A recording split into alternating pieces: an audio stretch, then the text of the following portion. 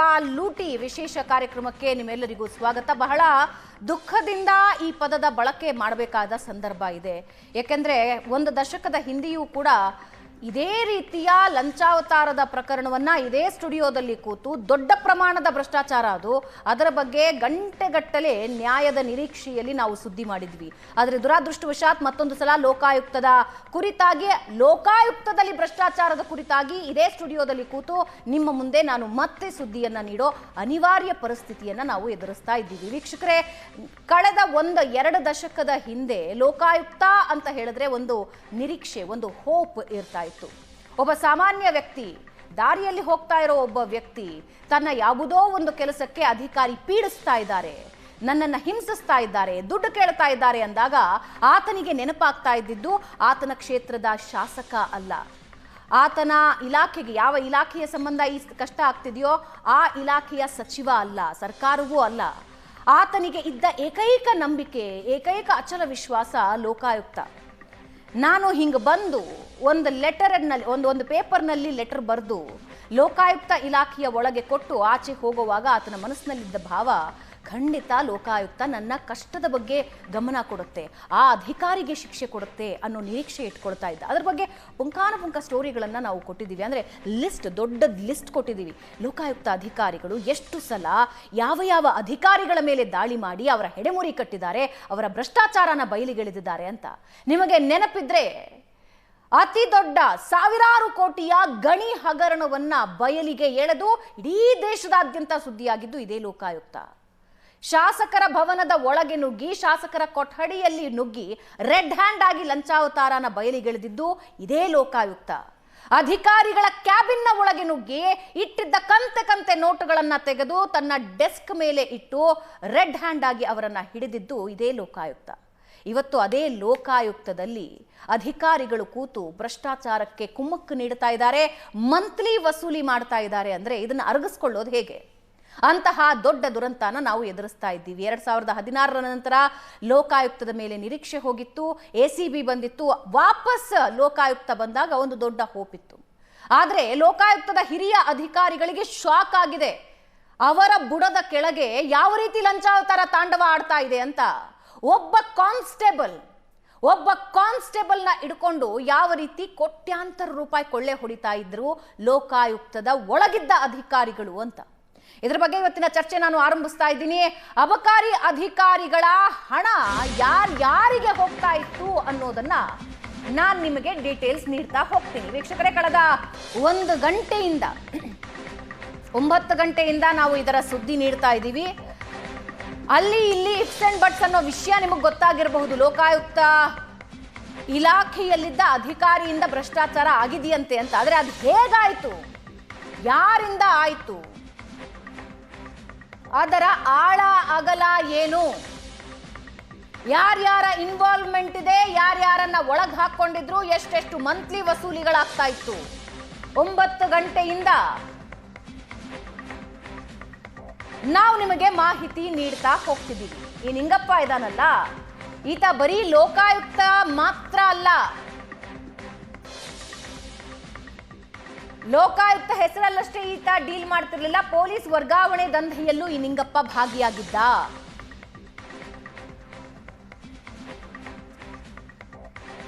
ಪ್ರಭಾವಿಗಳ ಕುಟುಂಬಸ್ಥರ ಮೂಲಕ ವರ್ಗಾವಣೆ ಡೀಲಿಗೆ ಇಳಿತಾ ಇದ್ದ. ವಿಧಾನಸೌಧದ 3ನೇ ಮಹಡಿಯಲ್ಲಿ ನೇರ ಕನೆಕ್ಷನ್ ಈತನದ್ದು. ಒಬ್ಬ ಕಾನ್ಸ್ಟೇಬಲ್ ಕೊರೋನಾ ಸಂದರ್ಭದಲ್ಲಿ ಈತ ಕೆಲಸಕ್ಕೆ ಹೋಗಿರೋದಿಲ್ಲ. ಆಗ SP ರಾಧಿಕಾ ಅವರು ನಿರ್ಧಾರ ಮಾಡ್ತಾರೆ, ವಜಾ ಮಾಡ್ತಾರೆ ಈತನನ್ನ. ಈ ಹಿಂದೆ ಕೆಲಸ ಮಾಡಿದ್ದ ಜೋಶಿನ ಈತ ಸಂಪರ್ಕಿಸ್ತಾರೆ. ಅಲ್ಲಿಂದ ಇವನ ಲಕ್ ಕುದುರು ಹೋಯ್ತು. ಯಾವಾಗ ಶ್ರೀನಾಥ್ ಜೋಶಿ ಸಂಪರ್ಕಕ್ಕೆ ಬಂದೋ ಈತನಿಗೆ ನಿಯತ್ತಿನಿಂದ ದುಡಿದು ಸಂಪಾದಿಸುವ ತಿಂಗಳ ಸಂಬಳದ ಅವಶ್ಯಕತೆ ಬೀಳೋದಿಲ್ಲ.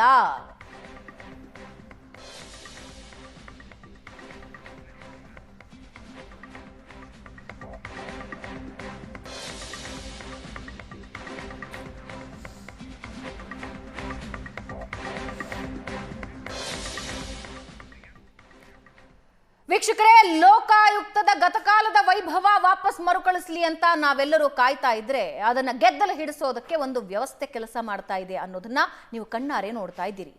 ಒಬ್ಬ ಕಾನ್ಸ್ಟೇಬಲ್ ನಿಯತ್ತಿನಿಂದ ದುಡಿದು ತಿಂಗಳ ಸಂಬಳ ತೆಗೆದುಕೊಂಡು ಮನೆಗೆ ಹೋಗ್ತಾರೆ.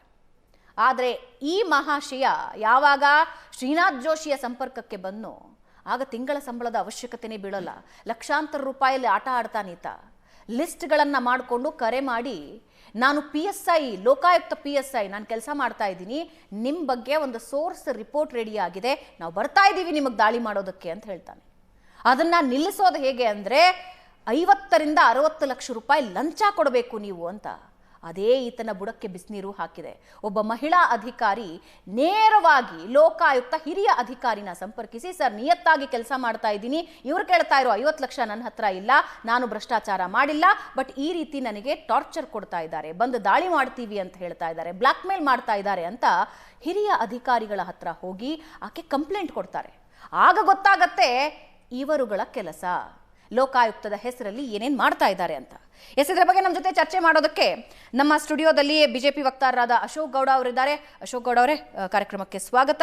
ಹೊರಗಡೆಯಿಂದ KRSನ ಅಧ್ಯಕ್ಷರಾದ ರವಿಕೃಷ್ಣ ರೆಡ್ಡಿ ಅವರು ನಮ್ಮೊಂದಿಗೆ ಲೈವ್ನಲ್ಲಿ ಜಾಯ್ನ್ ಆಗ್ತಿದ್ದಾರೆ. ರವಿಕೃಷ್ಣ ರೆಡ್ಡಿ ಅವರೇ, ಕಾರ್ಯಕ್ರಮಕ್ಕೆ ಸ್ವಾಗತ. ನಮಸ್ಕಾರ. ಮೊದಲಿಗೆ ನಿಮ್ಮಿಂದಾನೇ ನಾನು ಆರಂಭಿಸ್ತೀನಿ. ರವಿಕೃಷ್ಣ ರೆಡ್ಡಿ ಅವರೇ, ಗತಕಾಲದ ವೈಭವ ಲೋಕಾಯುಕ್ತದ್ದು ವಾಪಸ್ ಬರಬೇಕು ಅನ್ನೋದು ನಮ್ಮೆಲ್ಲರ ನಿರೀಕ್ಷೆ ಆಗಿತ್ತು. ನಾವು ಕೂಡ ಒಂದು ಮಾಧ್ಯಮವಾಗಿ ಲೋಕಾಯುಕ್ತ ಮಾಡ್ತಾ ಇದ್ದ ಕೆಲಸನ ಖುಷಿಯಾಗಿ ಹೇಳ್ಕೊಳ್ತಾ ಇದ್ವಿ. ಅಲ್ಲಿ ದಾಳಿ ಮಾಡಿದ್ರಂತೆ, ಆ ಭ್ರಷ್ಟನ ಹಿಡಿದ್ರಂತೆ, ಈ ಭ್ರಷ್ಟ ಅಧಿಕಾರಿನ ಹಿಡಿದ್ರಂತೆ. ಗಣಿ ಹಗರಣದ ಅಷ್ಟು ದೊಡ್ಡ ಭ್ರಷ್ಟಾಚಾರವನ್ನು ಬಯಲಿಗೆ ತಂದಾಗ ಒಂದು ಹೆಮ್ಮೆ ಇಡೀ ಕರ್ನಾಟಕದ ಜನರಿಗೆ. ನಮ್ಮ ಕರ್ನಾಟಕದ ಹೆಮ್ಮೆಯ ಲೋಕಾಯುಕ್ತ ಇಷ್ಟು ದಕ್ಷವಾಗಿ ಕೆಲಸ ಮಾಡ್ತಾ ಇದೆ ಅಂತ. ಯಾವ ಪರಿಸ್ಥಿತಿಗೆ ಬಂದಿದ್ದೀವಿ ಸರ್ ಇವತ್ತು? ಭಾವನಾ, ನಾನು ನಿಮ್ಮನ್ನ ನೋಡಿ ಅಥವಾ ನಿಮ್ ಸ್ಟುಡಿಯೋಗೆ ಬಂದು ಬಹಳ ವರ್ಷಗಳಾಗ್ಬಿಟ್ವು. ಆದ್ರೆ ನೀವು ಹೇಳ್ತಾ ಇದ್ರಿ ಸುವರ್ಣ ನ್ಯೂಸ್ ಅಲ್ಲಿ 10 ವರ್ಷಗಳ ಹಿಂದೆ ಇದೇ ಲೋಕಾಯುಕ್ತದ ವಿಚಾರವಾಗಿ ನಾವು ತುಂಬಾ ದೊಡ್ಡ ಒಂದು ಕಾರ್ಯಕ್ರಮಗಳನ್ನೇ ಮಾಡಿದ್ವಿ ಅಂತ ನಿಮಗ್ ಗೊತ್ತಿದೆ. ಆ 10 ವರ್ಷಗಳ ಹಿಂದೆ ಪರಮ ನೀಚ ಯಾರು ಭಾಸ್ಕರ್ ರಾವ್ ಅನ್ನುವಂತ ಅವನು ಲೋಕಾಯುಕ್ತ ಆಗಿದ್ದಾಗ ಅವನ ಮಗ ಅಶ್ವಿನ್ ರಾವ್ ಪೊಲೀಸ್ ಅಧಿಕಾರಿಯಾಗಿ PRO ಆಗಿದ್ದಂತಹ ರಿಯಾಜ್ ಅಹಮದ್ ಸೇರಿದಂತೆ 10 ಜನ ಲೋಕಾಯುಕ್ತವನ್ನ ಲೂಟಿಕೋರ ಸಂಸ್ಥೆಯಾಗಿ ಎಕ್ಸ್ಟ್ರಾಕ್ಷನ್ ಸೆಂಟರ್ ಆಗಿ ಮಾಡ್ಕೊಂಡಿದ್ದಾಗ ಆ ಸಂದರ್ಭದಲ್ಲಿ ಸುವರ್ಣ ನ್ಯೂಸ್ ಮತ್ತೆ ನಿಮ್ಮ ಸಿಸ್ಟರ್ ಆರ್ಗನೈಸೇಷನ್ ಆಗಿರುವಂತ ಕನ್ನಡಪ್ರಭ ಆ ಇಡೀ ಹಗರಣವನ್ನ ಸುಮಾರು 2 ತಿಂಗಳ ಕಾಲ ನಿರಂತರವಾಗಿ ಫಾಲೋ ಅಪ್ ಮಾಡ್ತಾ ಜನರಲ್ಲಿ ಒಂದು ಜಾಗೃತಿಯನ್ನ ಮೂಡಿಸ್ತಾ ಆ ಪ್ರಕರಣ ಭಾಸ್ಕರ್ ಅಂತಿಮವಾಗಿ ರಾಜೀನಾಮೆ ಕೊಟ್ಟು ಹೋಗುವ ತನಕ ಬಹಳ ನಿರಂತರವಾಗಿ ಕಾರ್ಯಕ್ರಮಗಳನ್ನ ಮಾಡಿದಂತಹದ್ದು ಸುವರ್ಣ ನ್ಯೂಸ್. ನನಗ್ ಗೊತ್ತಿರುವ ಹಾಗೆ ಬಹಳ ಎಲ್ರಿಗಿಂತ ಹೆಚ್ಚಾಗಿ ಇಡೀ ಕರ್ನಾಟಕದ ಎಲ್ಲಾ ಮಾಧ್ಯಮಗಳಿಂದ ಹೆಚ್ಚಾಗಿ ಸುವರ್ಣ ನ್ಯೂಸ್ ಮತ್ತು ಕನ್ನಡಪ್ರಭ ಆಗ ನಿರಂತರವಾಗಿ ನಾನು ಹೇಳಿದಾಗೆ ಬೇರೆ ಯಾವ ಮಾಧ್ಯಮವೂ ಮಾಡದೇ ಇದ್ದಂತಹ ಕೆಲಸವನ್ನ ಮಾಡ್ತು. ಆಗ ನಾನು ನೀವು ಸೇರಿದಂತೆ ನಾವು 10 ದಿನಗಳ ಕಾಲ ಆ ಪ್ರಕರಣದಲ್ಲಿ ಮಾತನಾಡ್ತಾ ಇದ್ವಿ. ದುರಂತ ಏನು ಅಂದ್ರೆ ಅದು ಆಗಿದ್ದು ಬಯಲಿಗೆ ಬಂದಿದ್ದು ವಿಶೇಷವಾಗಿ ಸೋನಿಯಾ ನಾರಂಗ್ ಅನ್ನುವಂತ ಒಬ್ಬ ಪ್ರಾಮಾಣಿಕ ಅಧಿಕಾರಿಯ ಕಾರಣಕ್ಕಾಗಿ ಆ ಪ್ರಕರಣ ಅವತ್ತು ಹಗರಣ ಬಯಲಿಗೆ ಬಂತು. ಅದು 2015 ಜೂನ್ ತಿಂಗಳ ಸಂದರ್ಭದಲ್ಲಿಯೇ ಅವತ್ತು ಮುಖ್ಯಮಂತ್ರಿ ಆಗಿದ್ದಂತವರು ಇದೇ ಇವತ್ತಿನ ಮುಖ್ಯಮಂತ್ರಿ ಸಿದ್ದರಾಮಯ್ಯ. ಇವತ್ತು ಈ ಪ್ರಕರಣ ಅದೇ ತರಹದ ಪ್ರಕರಣ ಇವತ್ತು ಬಯಲಿಗೆ ಬಂದಿದೆ. ಇನ್ನು ಯಾರ್ಯಾರಿದ್ದಾರೆ ಅಂತ ಗೊತ್ತಿಲ್ಲ. ಈ ಸಂದರ್ಭದಲ್ಲಿ ನಾನು 3 ವಿಚಾರ ಹೇಳಬೇಕು ನಿಮ್ಮ ಮೊದಲಿಗೆ. ಈ ಸಂದರ್ಭದಲ್ಲಿಯೂ ನೀವು ಸಹ ಸುವರ್ಣ ನ್ಯೂಸ್ ಮತ್ತು ಕನ್ನಡಪ್ರಭ ಇಬ್ಬರನ್ನು ನೀವು ಈ ಸಂದರ್ಭದಲ್ಲಿಯೂ ಒಂದು ಚಾರಿತ್ರಿಕವಾದ ಪಾತ್ರವನ್ನ ನಿರ್ವಹಿಸಿ ಈ ಮೂಲಕ ಈ ಲೋಕಾಯುಕ್ತದ ಹಗರಣ ಜನರಿಗೆ ಗೊತ್ತಾಗಿದ್ರಿಂದ ಯಾರೆಲ್ಲ ಇದ್ದಾರೆ ಅವ್ರಿಗೆ ಶಿಕ್ಷೆಯಾಗಿ ಒಂದು ಸ್ವಚ್ಛ ಒಂದು ಪ್ರಾಮಾಣಿಕ ಆಡಳಿತ ಕರ್ನಾಟಕಕ್ಕೆ ಸಿಗುವಂತ ನಿಟ್ಟಿನಲ್ಲಿ ನಿಮ್ಮದು ಒಂದು ಪಾತ್ರ ಇರ್ಲಿ ಅಂತ ನಾನು ಆಶಿಸ್ತೀನಿ. ಇದನ್ನ ಹೇಳ್ತಾ ನೀವು ಒಂದು ವಿಚಾರ ಹೇಳಿದ್ರಿ, ನನಗೆ ಬಂದಿರುವಂತ ಮಾಹಿತಿ ಮತ್ತೆ ನಿಮಗ್ ಬಂದಿರುವಂತ ಮಾಹಿತಿಯಲ್ಲಿ 2 ವ್ಯತ್ಯಾಸಗಳು. ಯಾವ ಅಧಿಕಾರಿ ಹೋಗಿ ಈ ತರ ನಮ್ಗೆ ಲೋಕಾಯುಕ್ತದಿಂದ ಏನ್ ಎಕ್ಸ್ಟ್ರಾಕ್ಷನ್ ಮಾಡುವಂತಹ ಕರೆ ಬಂದಿದೆ ಅಂತ ಹೇಳ್ತಾರೋ ಹಿರಿಯ ಅಧಿಕಾರಿಗೆ ಅಂತ ನನಗ್ ಬಂದಿರೋ ಮಾಹಿತಿ ಪ್ರಕಾರ ಯಾವ್ದೋ ಒಂದು ಇದರಲ್ಲಿ ಸಂದರ್ಭದಲ್ಲಿ ನೋಟಿಸ್ಗೋ ಇನ್ನೊಂದಕ್ಕೂ ಹೋದಾಗ ಆ ಅಧಿಕಾರಿ ಯಾವ ಅಧಿಕಾರಿ ಹತ್ರ ಹೋಗಿರ್ತಾರೋ ಅವ್ರಿಗೆ ಸರ್ ಈಗಾಗಲೇ 40 ಲಕ್ಷ ಕೊಟ್ಟಿದ್ದೀವಿ, ಇನ್ನೊಂದು 10 ಲಕ್ಷ ಕೊಡ್ಬೇಕು, ಇಷ್ಟರಲ್ಲೇ ತಂದು ಕೊಡ್ತೀನಿ ಸಾರ್ ಅಂತ. ಯಾರು ಪ್ರಾಮಾಣಿಕರಿಲ್ಲ. ಲೋಕಾಯುಕ್ತಕ್ಕೆ ಹೋದಂತಹ ಈ ಖದೀಮ ಯಾರು ಅಬಕಾರಿ ಡಿಸಿಗಳಿದ್ದಾರೆ, ಪ್ರಾಮಾಣಿಕರಿದ್ರೆ ಅವ್ರ ಹತ್ರ 100 ರೂಪಾಯಿ 500 ರೂಪಾಯಿ 1000 ರೂಪಾಯಿ ಯಾರು ಲೋಕಾಯುಕ್ತದ ಹೆಸರಲ್ಲಿ ಎಕ್ಸ್ಟ್ರಾಕ್ಷನ್ ಮಾಡ್ತಾ ಇದ್ದಿದ್ರೆ ಇಮಿಡಿಯೇಟ್ ಹೋಗಿ ಅವ್ರ ಮೇಲೆ ಕಂಪ್ಲೇಂಟ್ ಮಾಡಿ ಅರೆಸ್ಟ್ ಮಾಡಿಸ್ಬೇಕಾಗಿತ್ತು.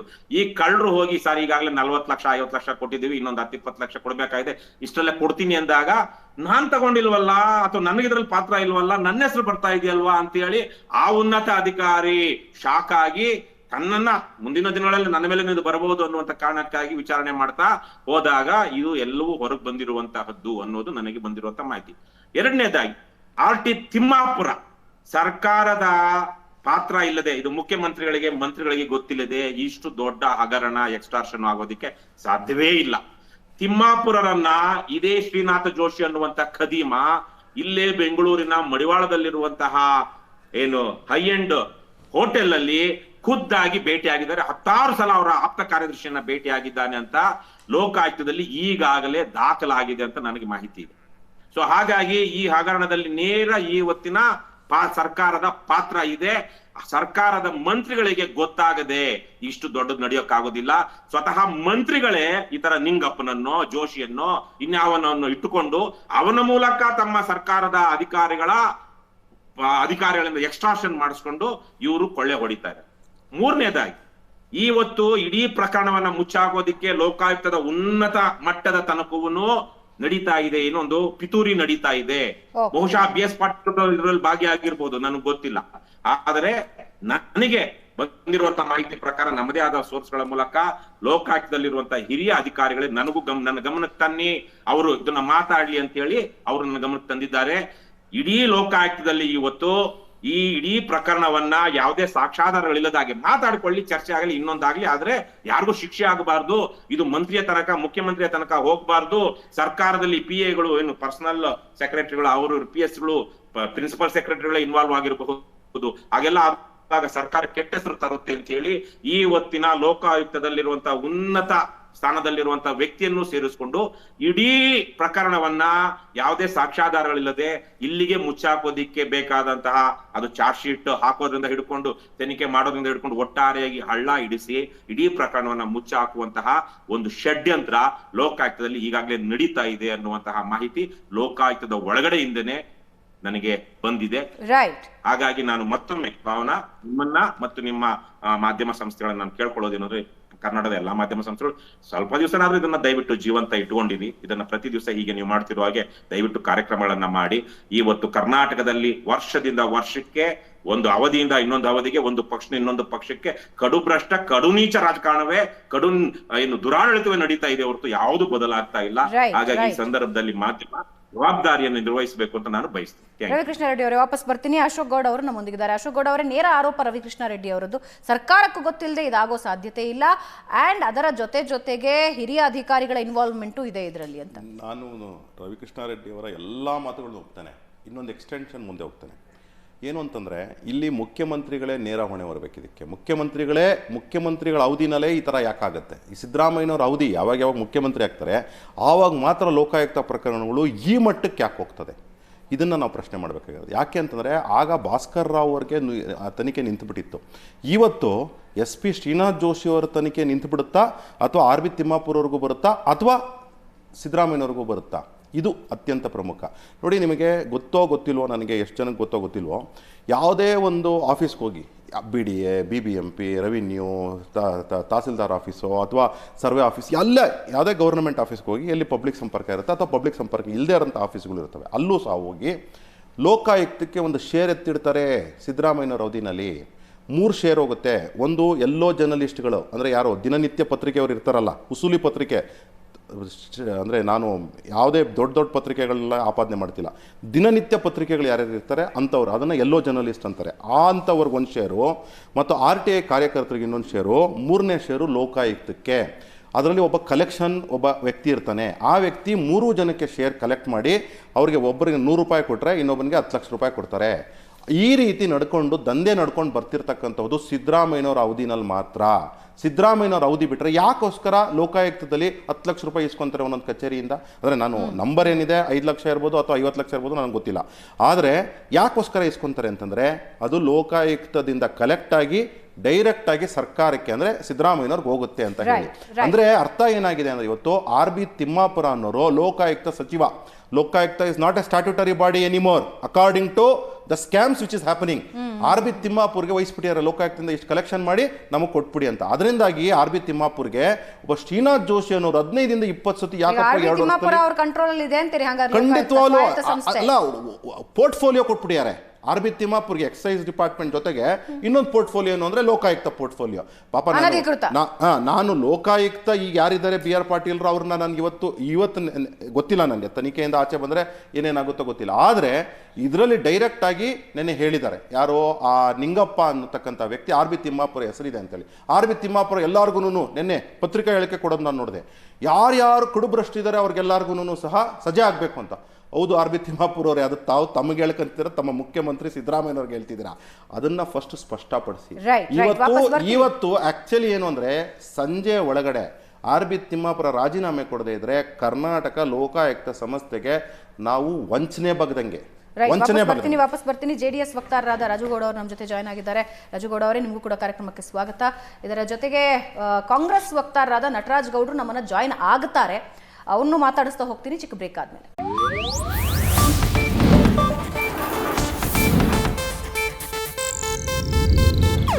ಇದು ಏಷ್ಯಾನೆಟ್ ನ್ಯೂಸ್ ನೆಟ್ವರ್ಕ್ ಪ್ರಸ್ತುತಿ.